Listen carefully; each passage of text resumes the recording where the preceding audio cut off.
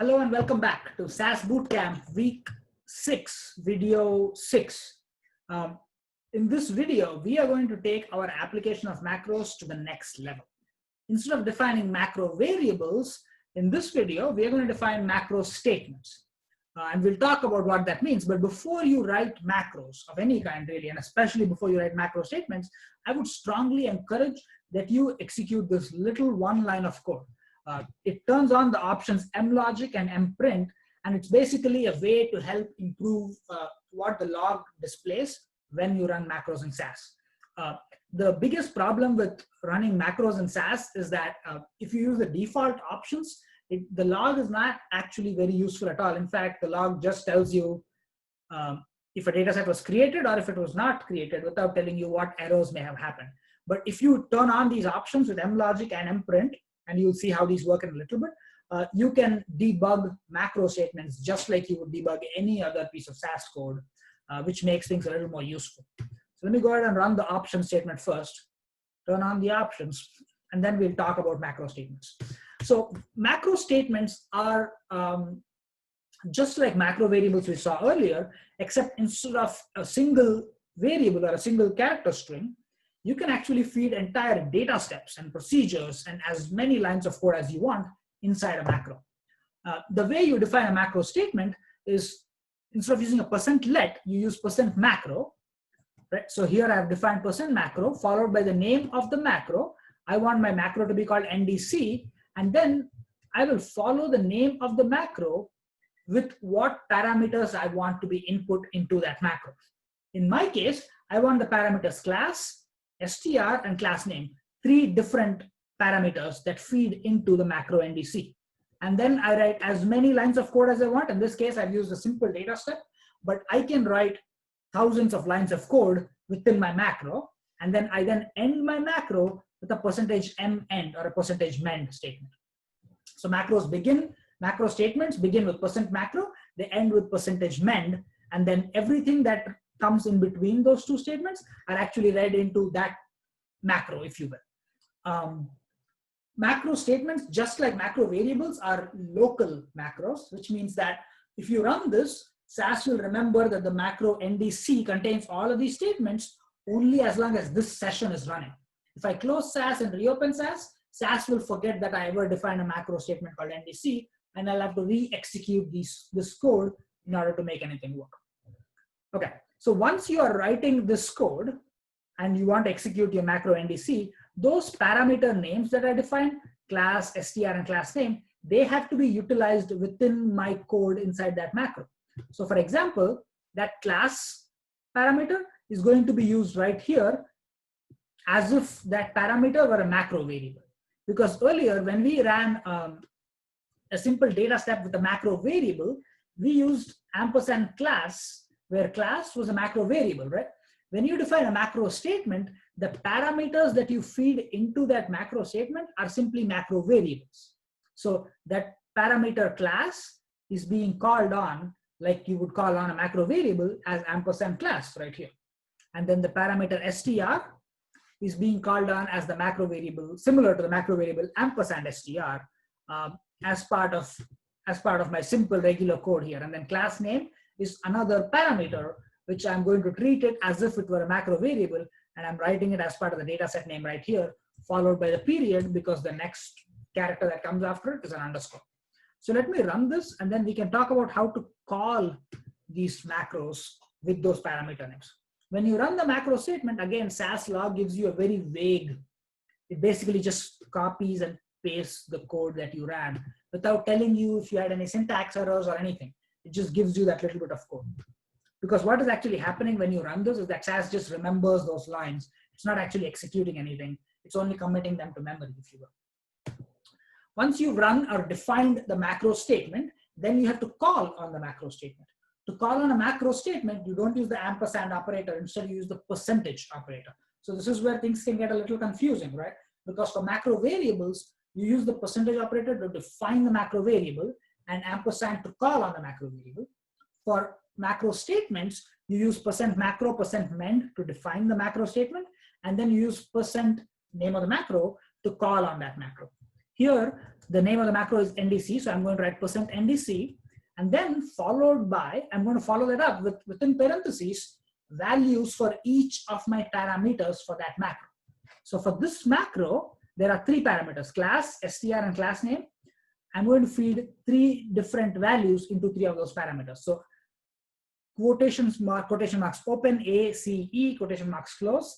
This first value feeds into the class parameter, comma, tells me that it's a new parameter now. And then 50 is fed into the second parameter str.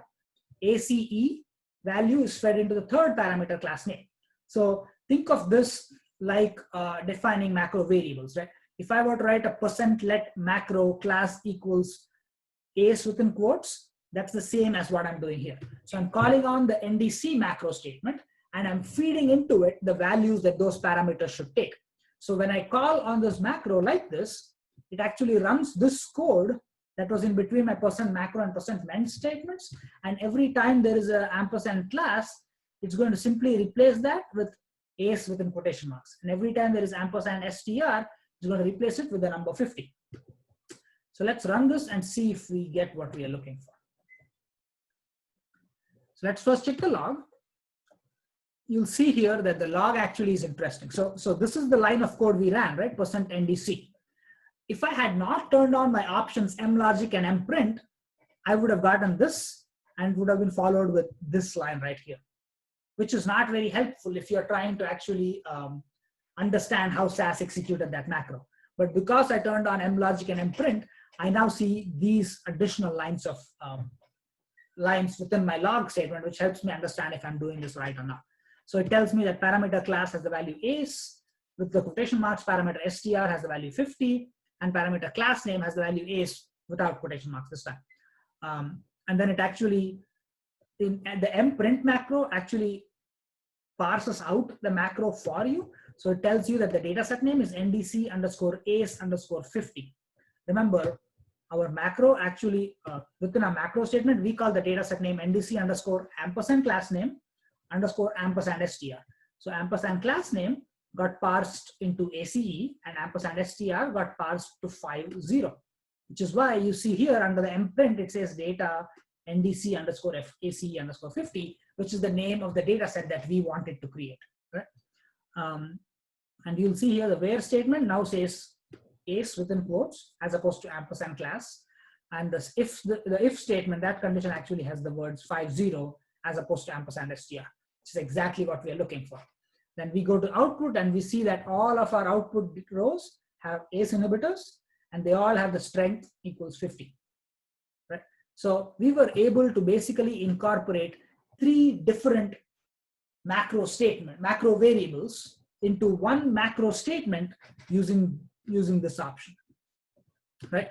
And the strength and really the power of macros is that now I can rerun those macros and create 3 different data sets just by simply calling on the macro 3 times with different parameter values.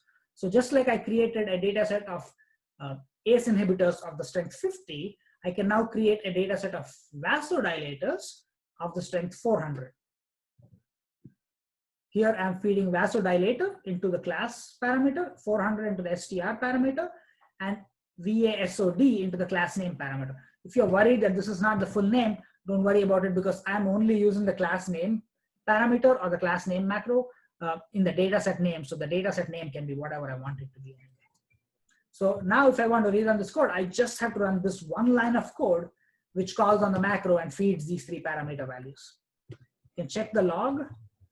You'll see that the parameter values have been assigned appropriately, and you'll see that the mprint tells you that the dataset name is appropriate. The where and the if statements contain the values that we want. And then go to the output, and I'll see that I have vasodilators, peripheral or central vasodilators, and they all have the strength equals 400. And then if you want to do calcium channel blockers, this time I'm feeding calcium channel blockers of strength 180. So my data set's name has to be NDC underscore CA underscore 180. And you'll see my where and if statements have been parsed correctly. There's my data set name. Here are my calcium channel blockers of the strength 180. Right? So I was able to repeat this data step 3 different times using just one line of code every single time. So the real strength of macros is in being able to rerun these pieces of code that you want to repeat very, very efficiently without having your code become extremely long.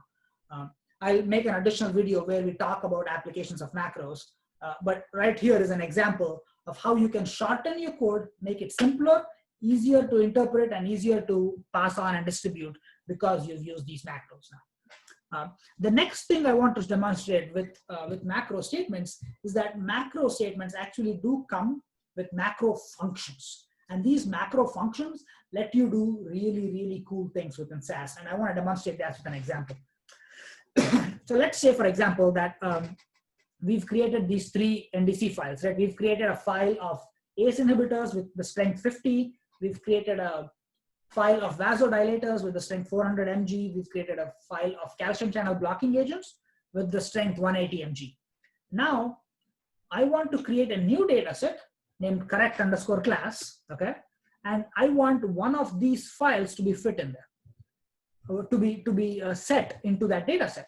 But I don't know ahead of time before I write this code which one I want. So maybe the correct class is the calcium channel blocker file, maybe it's the vasodilator file, or maybe it's the ACE inhibitor file. I don't know which one I want to use. Well, you can use some simple if-then statements to basically set different data sets into that set statement. And you will do that by writing a regular if-then statement like you would at any point, but instead of a regular if, you would use the macro if, which is basically if preceded by a % symbol, right? When you write %if, that's a macro function which does the same thing as if, but it does it within a macro, right? That's it. It does, and it works exactly as the if statement works, and the %then works exactly as the regular then does, except you can use it within a macro statement, and that's what makes it unique. So let's understand what this macro code is doing here. Here, I'm writing a macro statement. The name of the macro is called correct class, and the parameter I'm feeding into this macro is just one parameter, and the parameter is called file. Okay. And I have my %mend to say that the macro statement is complete. Within the macro itself, I have just one data step, and there's actually, I'm not doing anything fancy within this data step. I just have, I'm creating a new variable called class, just because I wanted to show an example of what you can do. Really, instead of this data step, I could have written 10,000 lines of code if I wanted to. Here, I'm just demonstrating a single data step with one line of code. Well, the part where the macro gets really helpful here is in the set statement, right? So instead of writing a simple set statement, I want opportunities to basically set 3 different data sets into this set statement. The way I'm going to do this, I'm going to say if %if, because it's a macro function, if my parameter that I feed into this macro, which is the file parameter, equals CA, then I want you to set the NDC CA file, right? If the parameter equals ACE, then I want you to set NDC_ACE_50, the other ACE inhibitors file. If the parameter I'm feeding in is vasodilators, then I want you to set the NDC_vasodilators_400 file. So the if and then statements here work like your regular if then statements, but you are using if then statements to basically dictate the set statement that you would usually write within a data step, right? So because you are using if then statements to dictate a line of code which has to be executed, these are not regular if then statements. These are if then statements within the macro. This is a macro if function and a macro then function. So for examples like that, you have to precede it with percentage to make it work. And these macro functions exist for many regular functions that we know and we love to use all the time, right? So there is a macro do, macro end. So you use a %do and a %end instead of a regular do, regular end. If you want to do a loop within a macro, you would use those macro functions. There are several of these macro functions that you can use. I'm not going to show those examples today because they're not super common. I've used macro statements in SAS very often, but macro functions I've used from time to time depending on the project. So I'm just showing you an example with a %if statement. Anyway, so for the rest of this macro statement, I just complete it with a semicolon and then a class statement and a run. You'll observe that this semicolon is actually a free floating semicolon. This semicolon doesn't have any code before it. And actually these 3 if then statements have their own semicolon. The reason we have this extra floating semicolon here is that when these if-then statements gets executed, they actually just output this one line of code. This set statement gets executed and it outputs the set statement without the semicolon at the end of it, because this semicolon belongs to this if-then statement within the macro function. So if I have this floating semicolon here, it tags that semicolon onto whatever is outputted from this if-then statements. So if this if-then statement gives you this value, this if-then value basically gets output like that in front of the semicolon, and that's what SAS will read after the macro logic is interpreted. So for now, I'm going to write these three if-then statements and then follow it up with a floating semicolon in order to make sure that the code is actually compiled accurately after the macro logic is executed. Anyway, that completes my data statement. And that also completes my macro, which is the correct class macro. So I'm going to run this macro, read it into SAS first, and then I'm going to call on this macro. So to call on this macro, I'm going to use the % operator, % macro name correct class, and then the parameter is ACE, right? So here I have the parameter file. Into that file parameter, I'm feeding the value ACE within quotation marks. And when ACE is read into that parameter, this if-then statement becomes true. The other two if-then statements are false. So NDC underscore ACE underscore 50 is the set statement that we are going to use when this is run. Let me go ahead and run this and we can examine the log to see if it works.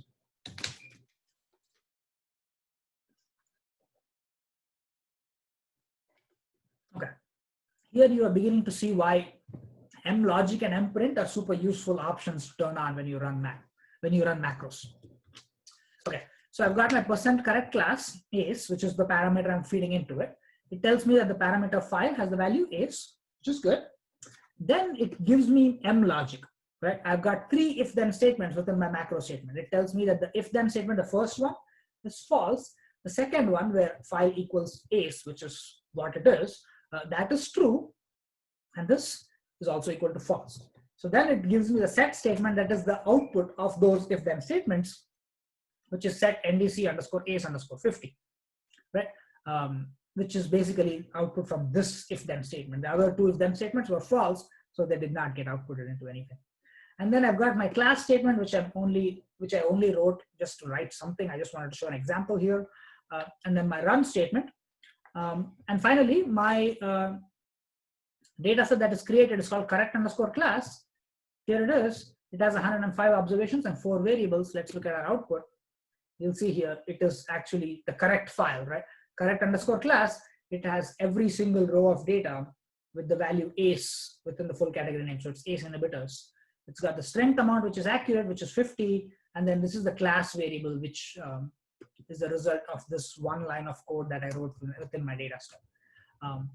So now I can write 3 different macro call statements, and each different time SAS will run this code, output the correct data step that I want based on those if-then conditions, and then set the right set statement to create my correct underscore class data set. Right? So we were able to do a lot of lines of code, and you can repeat this several times using simple one lines of code, right? So macros can get to be really powerful. So in the next video, I will come back and we'll talk about applications of macros and where macros are really useful within health outcomes research.